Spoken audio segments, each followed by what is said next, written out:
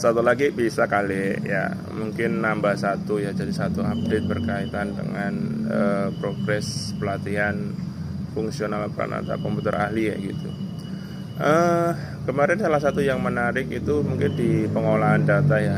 Dari sekian banyak materi memang di era AI ini memang perlu ada eksplorasi ya berkaitan dengan use case AI yang ada di masing-masing unit kerja. Dan kemarin salah satu tugas yang diberikan adalah berkaitan dengan menceritakan apa sih yang sudah dilakukan dalam pengolahan data di masing-masing unit kerjanya gitu.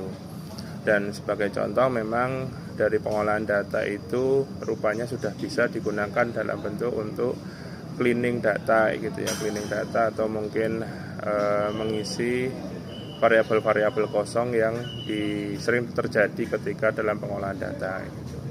Nah, AI bisa membantu dalam hal itu. Dan dari use case yang kemarin diceritakan oleh teman-teman banyak sekali mungkin membuka wawasan ya. Dan memang ketika sharing berkaitan dengan apa yang dilakukan oleh masing-masing peserta itu menjadi menarik gitu.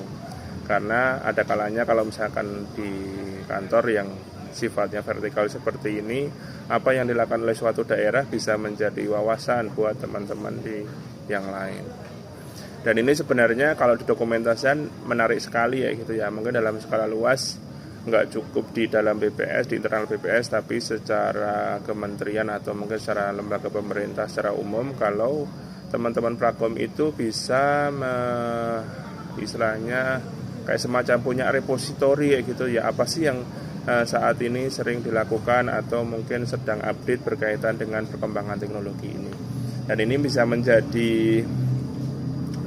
jadi kayak semacam rujukan gitu ya buat teman-teman yang lain ketika melakukan hal yang sama atau melakukan permasalahan yang sama soal pengolahan data, soal misalkan administrasi, soal keamanan jaringan dan seterusnya. Memang mungkin terlihat kayaknya kayak kurang jauh mainnya gitu, dan ini menjadi sebuah target ya kalau memang nanti diberikan amanah untuk kepengurusan selanjutnya. Mungkin salah satu yang dipropos adalah mungkin berkaitan dengan repositori inovasi Prakom yang ada di Indonesia. Harapannya teman-teman juga mau cerita apa yang dilakukan dan bisa sharing gitu ya, menuliskan sedikit aja kalau memang nggak mau terlalu detail juga berkaitan dengan apa yang dilakukan. Dan ini akan menjadi rujukan buat teman-teman yang lain.